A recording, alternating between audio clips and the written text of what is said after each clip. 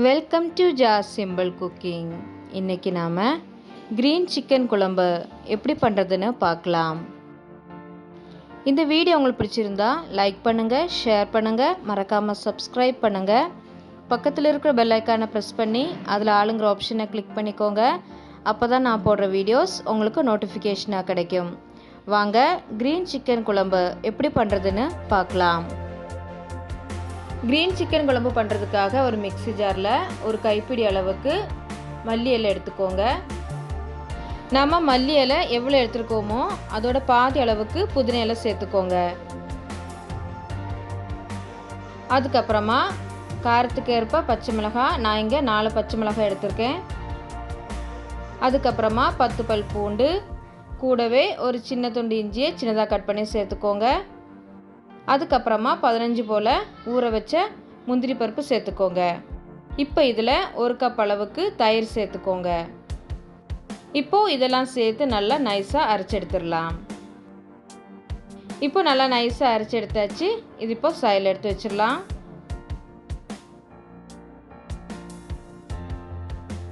அதுக்கப்புறமா நான் இங்கே 1 கிலோ சிக்கனை நல்லா அலசி எடுத்து வச்சுருக்கேன். இப்போ நாம் இதில் ஏற்கனவே அரைச்சி வச்சுருந்த விழுதை சேர்த்துடலாம்.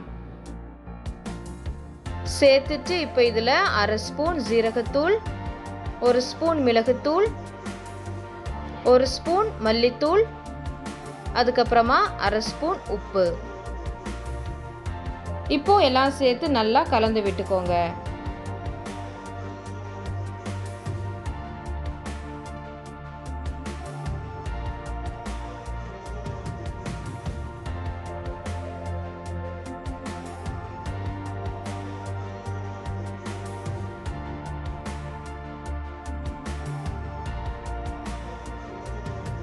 இப்போது எல்லாம் சேர்த்து நல்லா கலந்து விட்டதுக்கப்புறமா மூடி வச்சு ஒரு 2 மணி நேரம் ஊற வச்சிடலாம்.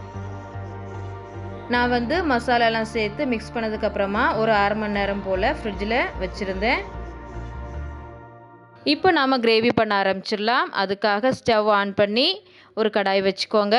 அதில் 6 ஸ்பூன் அளவுக்கு எண்ணெய் சேர்த்துக்கோங்க. எண்ணெய் சூடானதும் இப்போ இதில் 2 துண்டு பட்டை, 4 கிராம்பு, 2 ஏலக்காய் சேர்த்துடலாம். சேர்த்துட்டு லைட்டாக வதக்கி விட்டுக்கோங்க.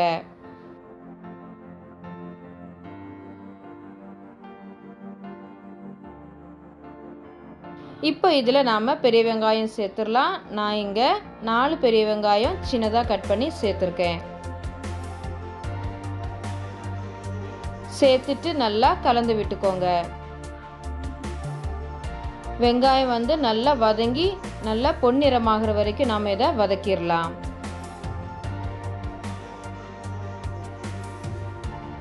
இப்போ வெங்காயம் நல்லா வதங்கிடுச்சு. இப்போ நாம் இதில் மசாலா சேர்த்து ஊற வச்சிருந்த சிக்கனை சேர்த்துடலாம்.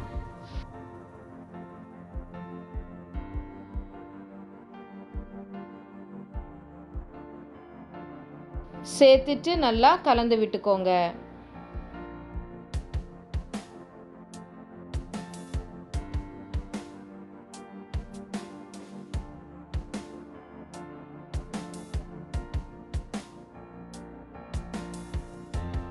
இப்போ நல்லா கலந்து விட்டதுக்கப்புறமா மூடி வச்சு ஒரு 3லேருந்து 4 நிமிஷம் நம்ம இதை வேக வச்சிடலாம்.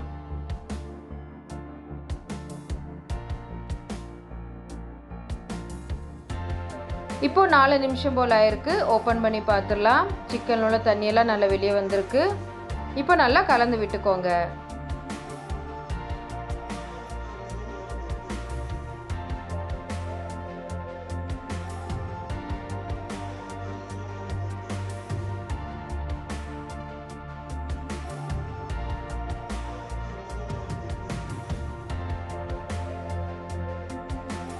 நல்லா கலந்து விட்டதுக்கப்புறமா இப்போ நாம் இதில் தண்ணி சேர்த்துடலாம். நான் இங்கே 1 கப் அளவுக்கு தண்ணி சேர்த்துருக்கேன். சேர்த்துட்டு நல்லா கலந்து விட்டுக்கோங்க.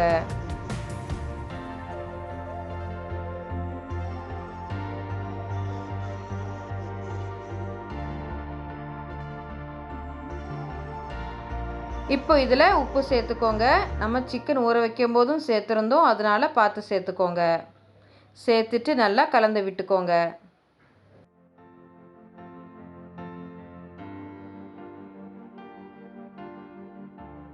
நல்லா கலந்து விட்டதுக்கப்புறமா இப்போ நாம் மூடி வச்சு ஒரு 10 நிமிஷம் வேக வச்சிடலாம்.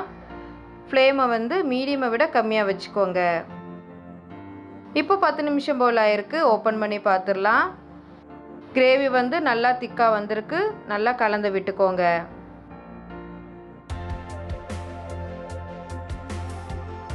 இப்போ நல்லா கலந்து விட்டதுக்கப்புறமா இப்போ இதில் 1/2 ஸ்பூன் கரம் மசாலா சேர்த்துடலாம். கரம் மசாலாவுக்கு பதிலாக நீங்கள் வந்து சிக்கன் மசாலாவும் யூஸ் பண்ணிக்கலாம்.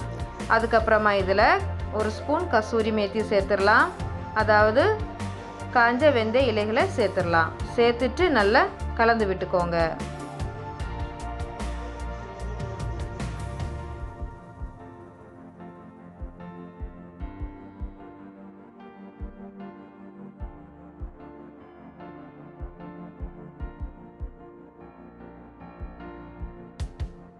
இப்போ நல்லா கலந்து விட்டதுக்கப்புறமா மூடி வச்சு ஒரு 2 நிமிஷம் வெயிட் பண்ணலாம். ஃப்ளேமை வந்து சிம்மில் வச்சுக்கோங்க. இப்போ 2 நிமிஷம் போல் ஆயிருக்கு. ஓப்பன் பண்ணி பார்த்துடலாம். நல்லா கலந்து விட்டுக்கோங்க. நம்ம சேர்த்த எண்ணெயெல்லாம் நல்லா வெளியே வந்திருக்கு.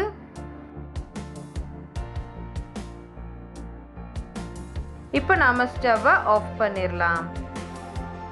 அவ்வளோதான், நம்ம க்ரீன் சிக்கன் குழம்பு ரெடி ஆயிட்டு. இது வந்து சப்பாத்தி ரொட்டி கூட எல்லாம் வச்சு சாப்பிட்றதுக்கு நல்லாயிருக்கும். கண்டிப்பாக வீட்டில் ட்ரை பண்ணி பாருங்கள். தேங்க்ஸ் ஃபார் வாட்சிங்.